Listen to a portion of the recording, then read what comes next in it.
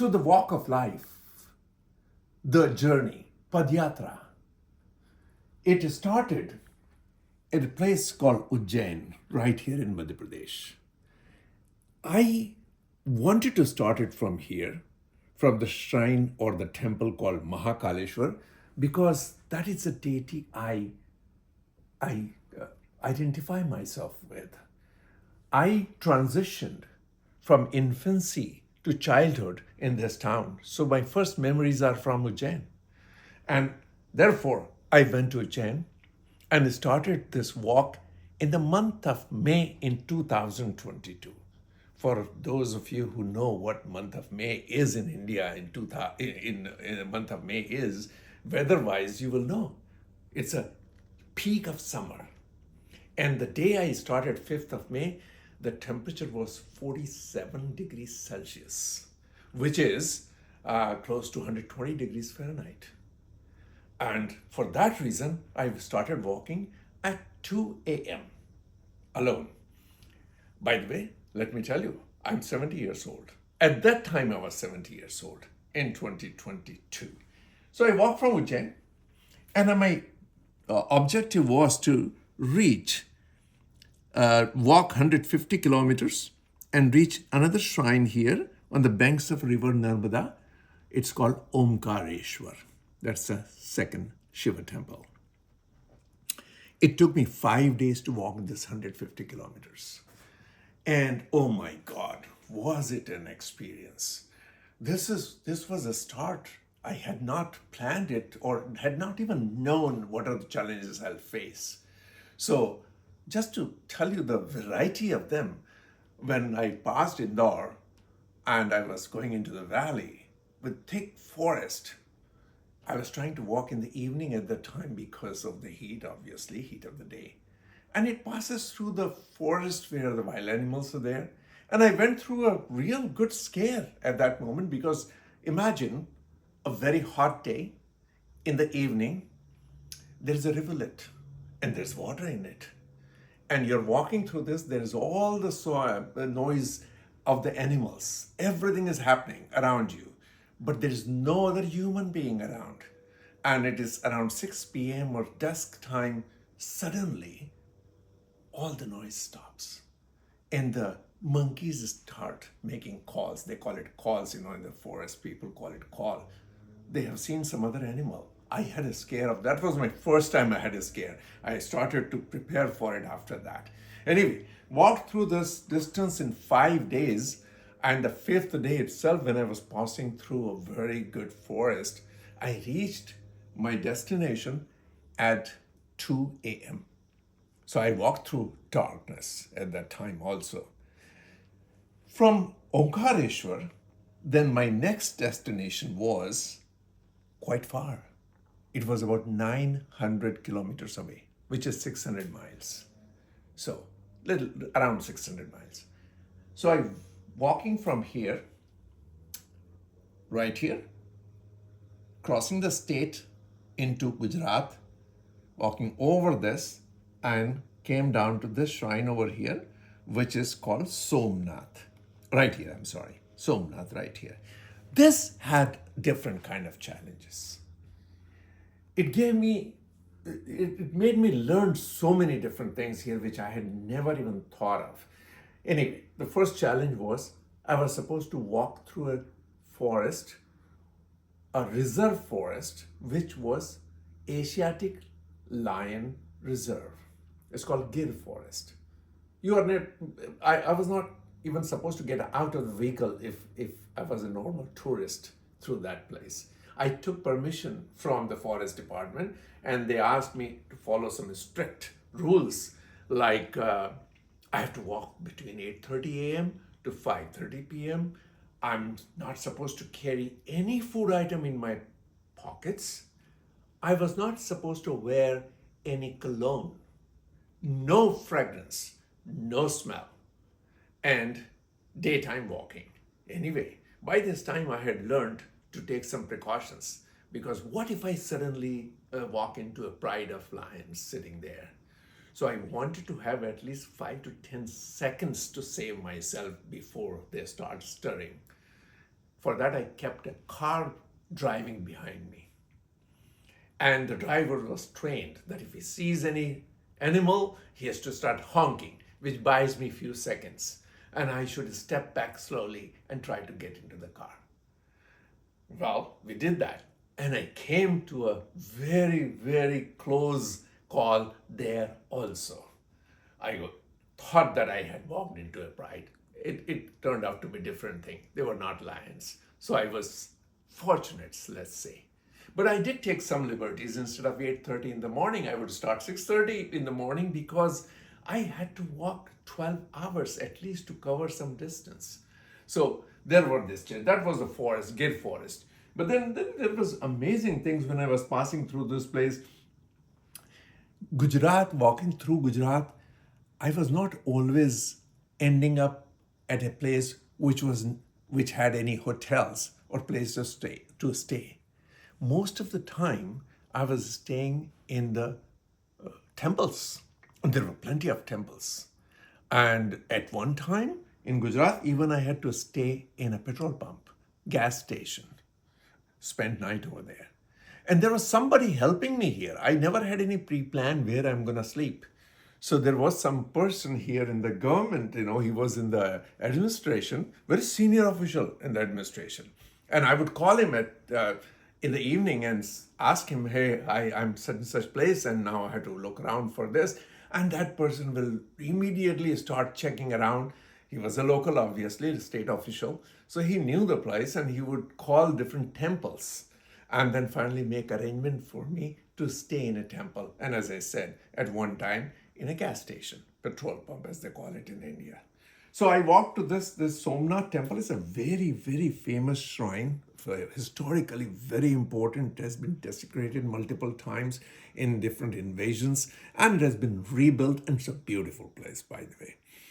After this, I walked through the coast all the way to the tip here. There's another temple here, shrine, Shiva temple called Nagnath or Nageshwar.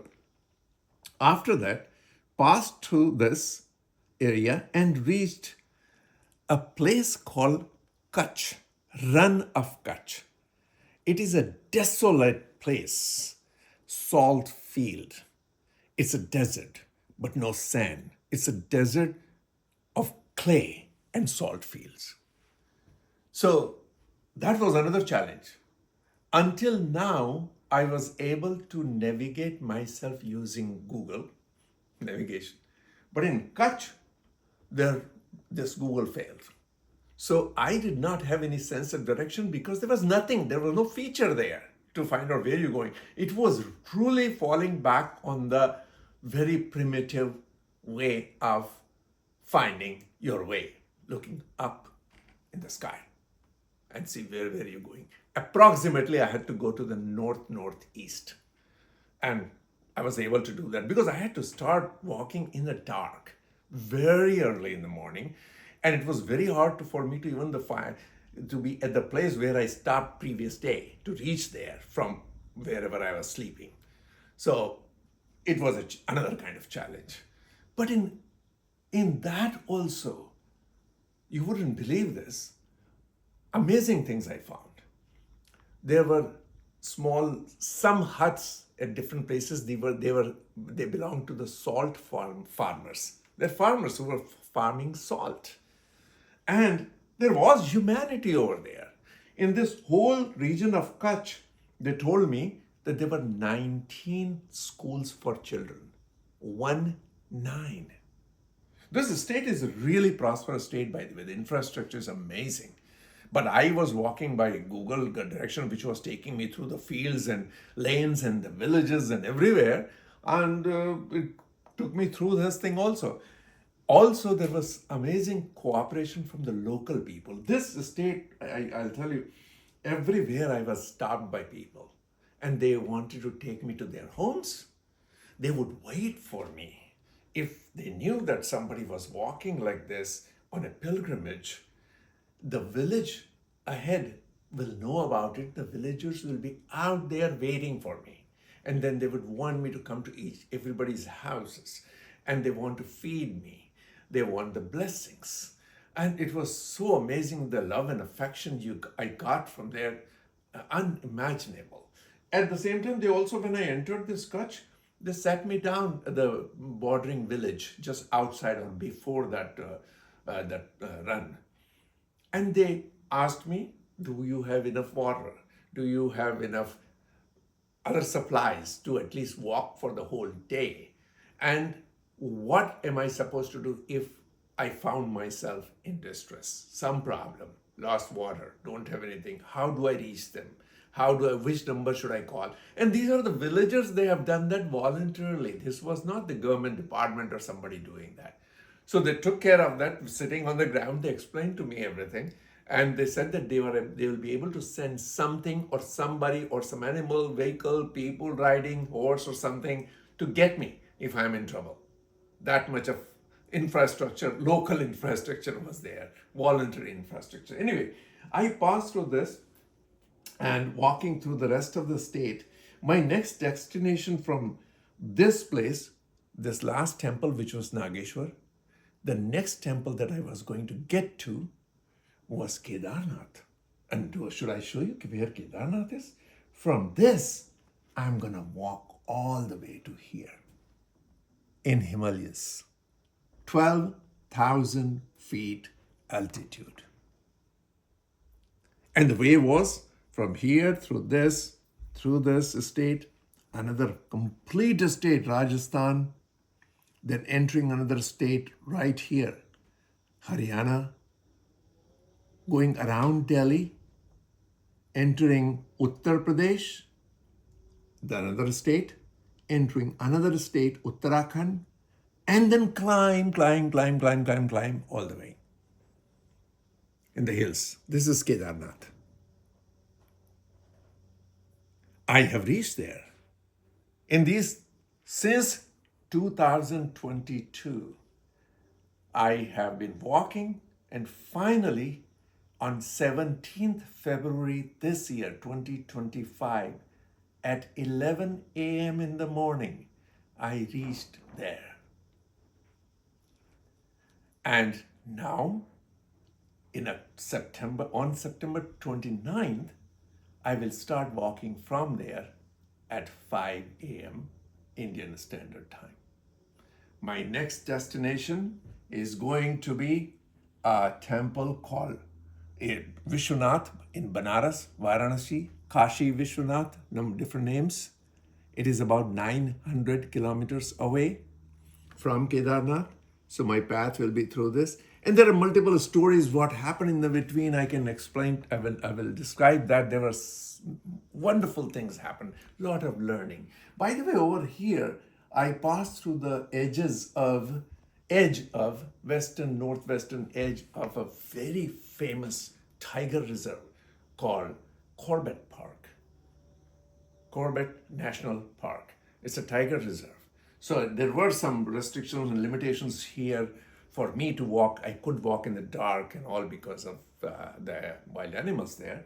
But yeah, while I'm coming down from there, I'll be again passing through the eastern edge of the same national park while coming down, and then hit the plains over here and come to this Banaras, Varanasi.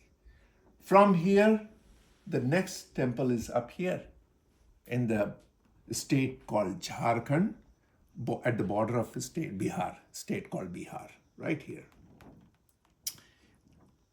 This is another, I think, 600 kilometers from Banaras. From there, I have to walk down 1,800 kilometers down to here in Andhra Pradesh, a state called Andhra Pradesh, right here at this spot. This is another temple, okay. Mallikarjun Shiva temple. From here, I will be walking to the tip, southernmost tip, Rameshwaram.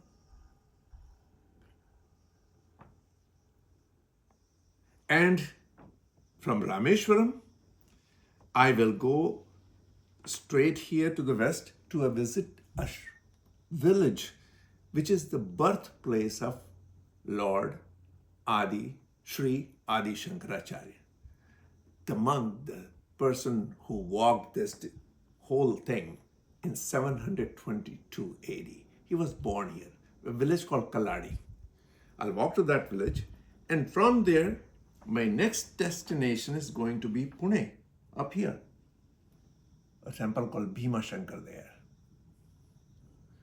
From there, goes up to next place called Nashik, Triambakeshwar. From Nashik, I'll be walking to Aurangabad. There is a temple called Krishneshwar over there. This is the 12th temple, the last one. After that, I'm back up here to Ujjain.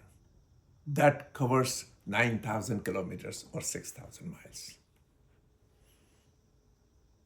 So it's a long walk, yes, but it's an amazing thing.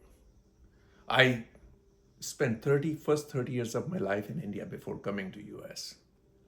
And I thought that I knew India. Believe me, what I knew probably was 10%, because I was mostly in the urban areas. What I'm doing right now is not only I'm walking through rural areas, I'm talking to people, I'm talking to children, I'm talking to the flora and fauna.